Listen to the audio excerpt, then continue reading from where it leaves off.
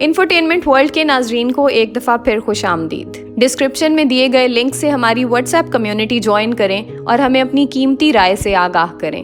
تو چلتے ہیں آج کی ویڈیو کی طرف۔ حضرت خضر کا نام ہم نے کافی جگہ سنا اور پڑھا ہے، خاص طور پر آب حیات کی روح سے۔ حالانکہ قرآن اور احادیث سے حضرت خضر کا آب حیات پینے کا یا ہمیشہ زندہ رہنے کا ذکر کہیں نہیں ملتا۔ البتہ حضرت خضر اور حضرت موسیٰ کا قصہ قرآن پاک میں سورہ کہف میں موجود ہے اور بخاری شریف سے اس کا پورا واقعہ بھی ملتا ہے۔ اگرچہ قرآن میں اس واقعے کو بیان کرتے ہوئے حضرت خضر کا نام کہیں نہیں لیا گیا، لیکن احادیث سے ان کا حضرت خضر ہونا ثابت ہے۔ ایک دفعہ بنی اسرائیل کے بھرے مجمع میں حضرت موسیٰ علیہ السلام واعظ اور نصیحت بیان کر رہے تھے۔ ان سے سوال ہوا کہ اس وقت کا سب سے بڑا عالم کون ہے؟ حضرت موسیٰ علیہ السلام کی زبان سے نکلا کہ اس وقت کا سب سے بڑا عالم میں ہوں۔ اللہ تعالیٰ کو حضرت موسیٰ کا یہ جواب پسند نہیں آیا اور بخاری شریف کے الفاظ ہیں کہ اس پر اللہ تعالیٰ کو ان پر عتاب آیا، یعنی غصہ آیا کہ انہوں نے عقل کل یا علم کی نسبت اللہ تعالیٰ کی طرف کیوں نہیں کی۔ سو اللہ نے حضرت موسیٰ پر وحی فرمائی کہ میں تمہاری ملاقات ایک ایسے بندے سے کرواؤں گا جس کے پاس وہ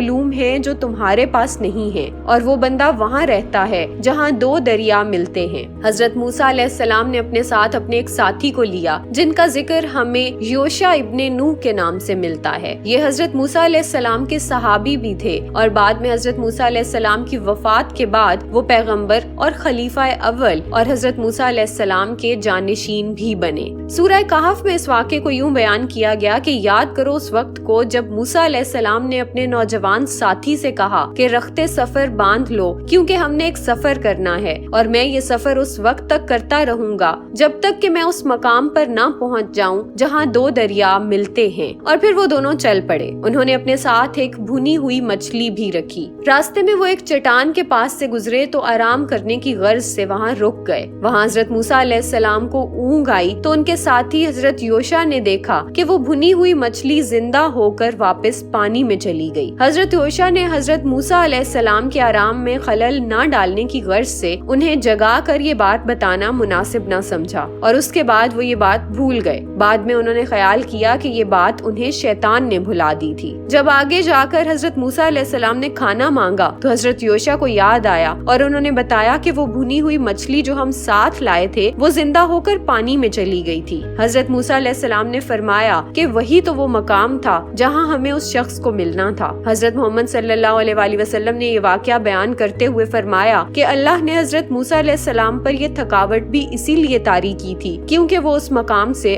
آگے چلے گئے تھے۔ سو وہ وہاں سے الٹے قدم لوٹے اور اسی مقام پر پہنچ گئے۔ وہاں پہنچ کر دیکھا کہ ایک شخص چادر اوڑھے بیٹھا ہے۔ حضرت موسیٰ علیہ السلام نے فرمایا کہ میں وہی علوم سیکھنے آیا ہوں جو اللہ نے تمہیں عطا کیے ہیں اور مجھے نہیں، کہ اگر تم اجازت دو تو میں تمہارے ساتھ ہو لوں تاکہ میں وہ علوم سیکھ سکوں۔ اس پر حضرت خضر نے فرمایا کہ تم میرے ساتھ صبر نہیں کر سکو گے، اور صبر کرو بھی کیسے کہ جب تمہیں ان واقعات کی حقیقت کا علم نہ ہو۔ اس پر موسیٰ علیہ السلام نے فرمایا کہ تم مجھے اپنے ساتھ رکھ لو اور انشاءاللہ تم مجھے صبر کرنے والا پاؤ گے۔ یہ کہہ کر وہ ساتھ چل پڑے۔ راستے میں ان کا گزر ایک کشتی کے پاس سے ہوا جو غریب لوگوں کی تھی۔ جب یہ اس میں سوار ہوئے تو حضرت خضر نے ان کی کشتی کا ایک تختہ توڑ دیا۔ حضرت موسیٰ علیہ السلام یہ دیکھ کر بے ساختہ بولے کہ یہ تو نے کیا کیا؟ اس پر حضرت خضر نے فرمایا کہ کیا میں نے تم سے نہیں کہا تھا کہ تم صبر نہ کر سکو گے؟ حضرت موسیٰ علیہ السلام نے فرمایا کہ اب میں ایسا نہیں کروں گا۔ پھر وہ آگے چل پڑے۔ راستے میں انہوں نے ایک بچہ دیکھا۔ اس بچے کو حضرت خضر نے قتل کر دیا۔ اس پر حضرت موسیٰ علیہ السلام نے اور بھی سخت الفاظ بولے، اور وہ یہ کہ تو نے کتنا برا کام کیا کہ ایک جان کو ناحق قتل کر دیا۔ حضرت خضر نے فرمایا کہ میں نے تم سے پہلے ہی کہا تھا کہ تم صبر نہیں کر سکتے۔ حضرت موسیٰ علیہ السلام نے فرمایا کہ ابھی میرا عذر قبول کر لو، اور اگر پھر میں نے سوال کیا تو بے شک تم مجھے خود سے الگ کر دینا۔ اب یہ بات حضرت موسیٰ علیہ السلام نے خود کہہ دی، ورنہ بخاری شریف کے الفاظ ہیں کہ کاش موسیٰ علیہ السلام صبر کرتے تو ہمیں اور کئی باتیں پتہ چل جاتی۔ پھر ان کا گزر ایک گاؤں سے ہوا۔ کیونکہ وہاں اجنبی تھے لہٰذا کسی نے انہیں کھانا نہ دیا۔ وہاں ایک دیوار گرنے کے قریب تھی हुई तो हजरत खिजर ने उसे सीधा कर दिया। हजरत मूसा अलैहिस्सलाम ने फरमाया कि ये तुमने क्यों किया, इसके बदले इन लोगों से खाना ही मांग लिया होता। हजरत खिजर ने फरमाया कि तुम इस बार भी सब्र नहीं कर पाए, लिहाजा अब हमारे रास्ते अलग अलग हैं। लेकिन इससे पहले मैं तुम्हें इन तीनों वाकयात की हकीकत बता दूं। जो पहला वाकया था जिसमें मैंने कश्ती का तख्ता तोड़ा था, वो कश्ती मस्कीन लोगों की थी। उनका जालिम बादशाह कश्ती जबरदस्ती हथिया लेता था। सो मैंने कश्ती का तख्ता तोड़ा कि कश्ती में एक ऐसा ऐब पैदा हो जो बादशाह को पसंद ना आए और वो कश्ती उनके पास ही रहे। और वो जिस बच्चे का कत्ल मैंने किया था उसके माँ बाप बहुत नेक थे और ये बच्चा बड़ा होकर गुमराही की जिंदगी गुजारेगा और इसने अपने माँ बाप को भी काफिर कर देना था। लिहाजा अल्लाह उनको इसके बदले नई नेक औलाद से नवाजेगा जो उनके लिए आंखों की ठंडक बनेगी। तीसरा, जो गांव में दीवार दुरुस्त की थी वो 2 यतीम बच्चों की दीवार थी जिसके नीचे उनके आबाओ अजदाद का खजाना दफन था। इसका बाप एक बहुत नेक इंसान था, लिहाजा रब ने ये इरादा फरमाया कि इस दीवार को सीधा कर दिया जाए ताकि उनके बड़े हो जाने तक ये माल महफूज रहे। और फिर उन्होंने फरमाया कि ये हैं वो तावीलात जिन पर तुम सब्र नहीं कर सके। इस वाक़े को सूरह कहफ में कुछ यूं बयान किया गया, और याद करो जब मूसा ने अपने खादिम से फरमाया, मैं मुसलसल सफर करता रहूंगा जब तक 2 समंदरों के मिलने की जगह ना पहुंच जाऊं, या मुद्दतों चलता रहूंगा। फिर जब वो दोनों 2 समंदरों के मिलने की जगह पहुंचे तो अपनी मछली भूल गए और उस मछली ने समंदर में सुरंग की तरह अपना रास्ता बना लिया। फिर जब वो वहाँ से गुजर गए तो मूसा ने अपने खादिम से फरमाया, हमारा सुबह का खाना लाओ, बेशक हमें अपने सफर से बड़ी मुशक्कत का सामना हुआ है। खादिम ने अर्ज की, सुनिए, जब हमने इस चट्टान के पास आराम के लिए ठिकाना बनाया था तो बेशक मैं मछली के मुतालिक बताना भूल गया था और मुझे शैतान ही ने उसका जिक्र करना भुला दिया, और हुआ ये है कि मछली ने समंदर में अपना रास्ता बड़ा अजीब बनाया। मूसा ने फरमाया, यही तो हम चाहते थे। फिर वो दोनों अपने कदमों के निशानात देखते वापस लौट गए तो उन्होंने हमारे बंदों में से एक बंदा पाया जिसे हमने अपने पास से खास रहमत दी थी और उसे अपना इल्मे लदुन्नी अता फरमाया। उससे मूसा ने कहा, क्या इस शर्त पर मैं तुम्हारे साथ रहूं कि तुम मुझे वो दुरुस्त बात सिखा दो जो तुम्हें सिखाई गई है? जवाब दिया,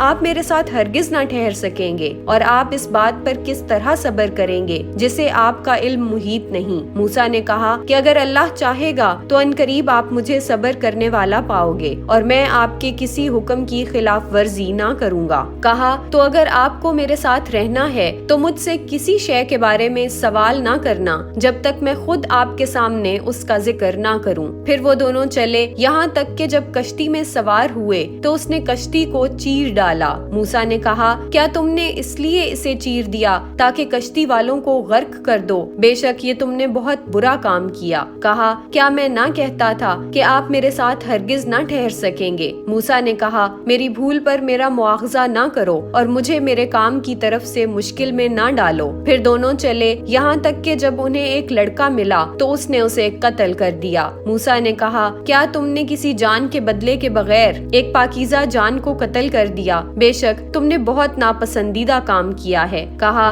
मैंने आपसे ना कहा था कि आप हरगिज मेरे साथ ना ठहर सकेंगे? मूसा ने कहा कि अगर इस मर्तबा के बाद मैं आपसे किसी शय के बारे में सवाल करूं तो आप मुझे साथी न रखना, बेशक मेरी तरफ से तुम्हारा उज़्र पूरा हो चुका है। फिर दोनों चले, यहाँ तक कि जब एक बस्ती वालों के पास आए तो इस बस्ती के बाशिंदों से खाना मांगा। उन्होंने इन दोनों की मेहमान नवाजी करने से इनकार कर दिया। फिर दोनों ने इस गांव में एक दीवार पाई जो गिरना ही चाहती थी तो उसे सीधा कर दिया। मूसा ने कहा, अगर तुम चाहते तो इस पर कुछ मजदूरी ले लेते। कहा, ये मेरी और आपकी जुदाई का वक्त है। अब मैं आपको उन बातों का असल मतलब बताऊंगा जिन पर आप सब्र ना कर सके। वो जो कश्ती थी तो कुछ मस्कीन लोगों की थी जो दरिया में काम करते थे, तो मैंने चाहा कि उसे ऐबदार कर दूं और उनके आगे एक बादशाह था जो हर सही सलामत कश्ती को जबरदस्ती छीन लेता था, और जो लड़का था तो उसके माँ बाप मुसलमान थे, तो हमें डर हुआ कि वो लड़का उन्हें भी सरकशी और कुफ्र में डाल देगा। तो हमने चाहा कि उनका रब उन्हें पाकीज़गी में पहले से बेहतर और हुस्ने सलूक और रहमत व शफकत में ज्यादा मेहरबान अता कर दे। और बहरहाल दीवार का जहाँ तक ताल्लुक है तो वो शहर के 2 यतीम लड़कों की थी और उस दीवार के नीचे उन दोनों का खजाना था और उनका باپ نیک آدمی تھا تو آپ کے رب نے چاہا کہ وہ دونوں اپنی جوانی کو پہنچیں اور اپنا خزانہ نکالیں۔ یہ سب آپ کے رب کی رحمت سے ہے، اور یہ سب کچھ میں نے اپنے حکم سے نہیں کیا۔ یہ ان باتوں کا اصل مطلب ہے جس پر آپ صبر نہ کر سکے۔